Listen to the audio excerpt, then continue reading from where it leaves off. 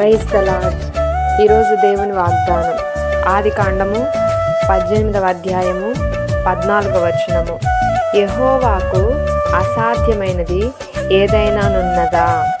ఈరోజు పరిశుద్ధాత్మ దేవుడు ఒక ప్రశ్న వేయుచున్నాడు అందరికీ కూడా. మరి దేవునికి అసాధ్యమైనది ఏదైనా ఉన్నదా అని దేవుడు సూటిగా మనతో మాట్లాడుతున్నారు, అడుగుతున్నారు ఆయన.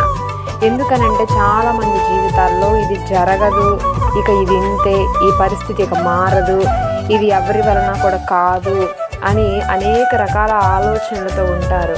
కానీ దేవుని వాక్యం అంటుంది ఆయనకు సమస్తము కూడా సాధ్యమే. సర్వ సృష్టిని నోటి మాట చేత కలుగజేసిన వాడు ఆయన.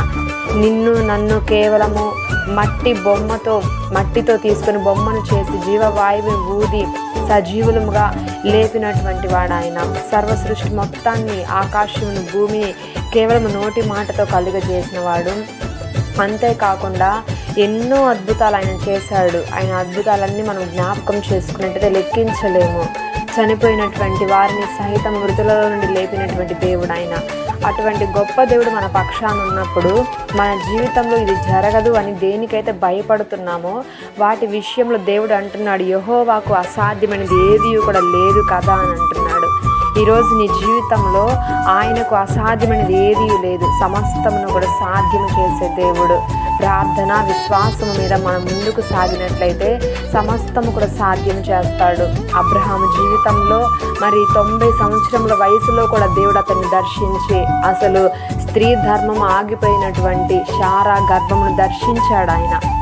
కనడానికి కూడా శక్తి లేనటువంటి బలహీనులు వాళ్ళు. ఆయనను తన ఆత్మ బలమును దేవుడు వారికి అనుగ్రహించి తన బలము చేత ఆ ముసలితనంలో కూడా కుమారులను కనగలిగే సామర్థ్యం ఇచ్చాడు. అది కేవలము దేవుని కృప. అటువంటి గొప్ప దేవుడు మన పక్షాన ఉన్నప్పుడు మనం దేనికి భయపడవలసినటువంటి అవసరం లేదు. కాబట్టి ఈరోజు దేవునికి సమస్తము కూడా సాధ్యమే. విశ్వాసంతో కనిపెట్టి ప్రార్థన చేయండి. ఇది జరగదు అని అల్ప విశ్వాసంతో ఉండొద్దు. తప్పకుండా ఏదైతే ఇది కష్టంగా ఉంది, భారం అనుకుంటున్నారో అదే భారం నుండి విడిపించబడి సమస్తము కూడా మేలుకరంగా దేవుడు మార్చబోతున్నాడు. అటువంటి అసాధ్యమైన కార్యాలు ఈరోజు మన పక్షముగా పరిశుద్ధాత్మ దేవుడు సాధ్యపరచును గాక. ఆమేన్.